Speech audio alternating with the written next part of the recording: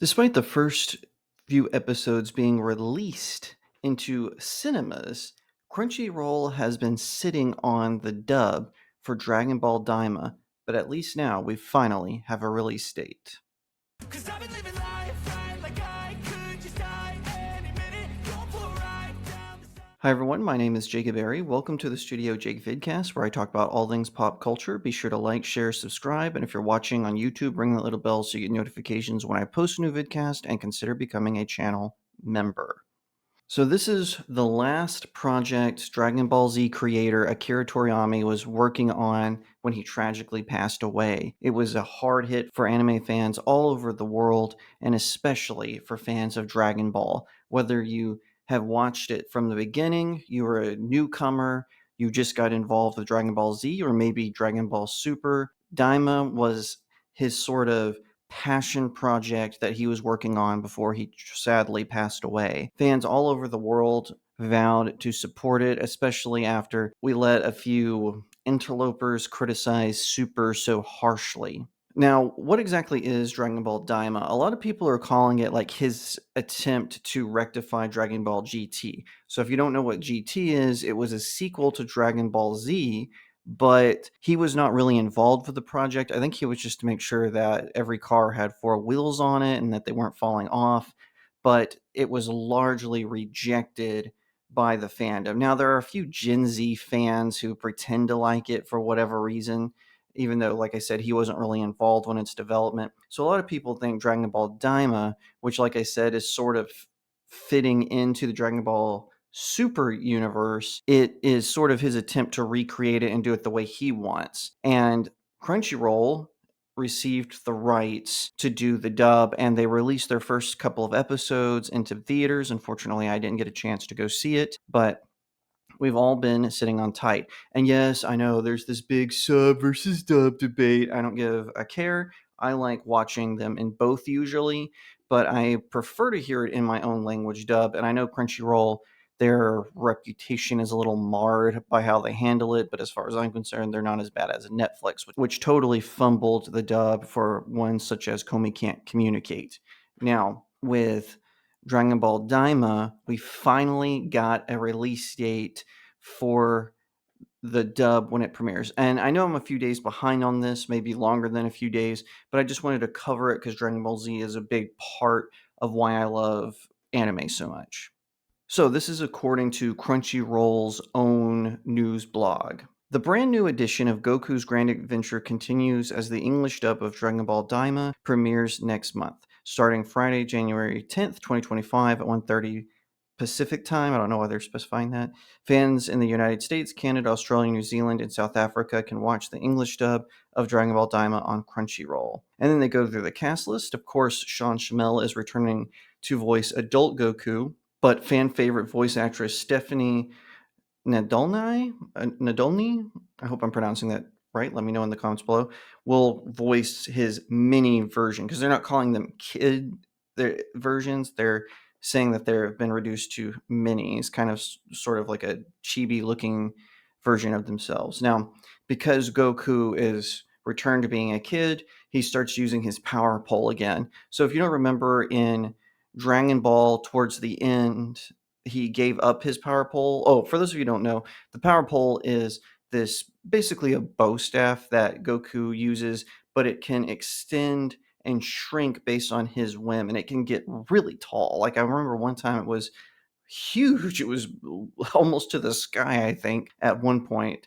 And he stopped using it because he became so powerful. And I guess in Daima, they brought it back. I would like to see if he uses the flying Nimbus. I know he doesn't really need it because Goku can fly without any trouble, but it would be cool to see the flying Nimbus again. I'm pretty stoked about it. I don't know why it's taking them so long to do it. I think they're just trying to maybe round out Q4, and then when the new year comes, they'll have all these fans come rushing back to hear the dubbed version.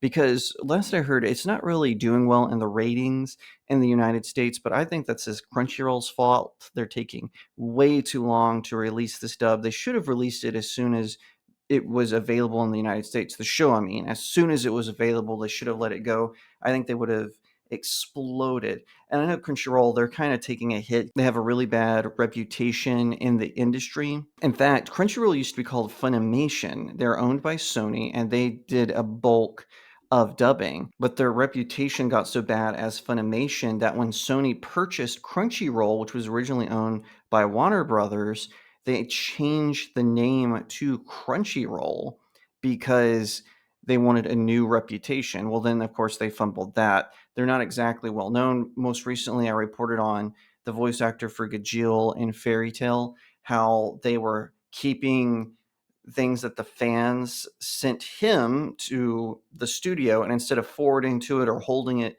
for him until he could get in the studio to get it, they were passing it out among themselves. They basically stole all these gifts the fans sent him. It was really dark and really kind of disturbing that they were doing stuff like that. That could be why they're holding out. They're just waiting for that whole thing to pass over so that they can get right back to dubbing, and they're going to introduce a whole bunch of new dubs in January, which I am very much looking forward to. Like I said, I like watching it in both.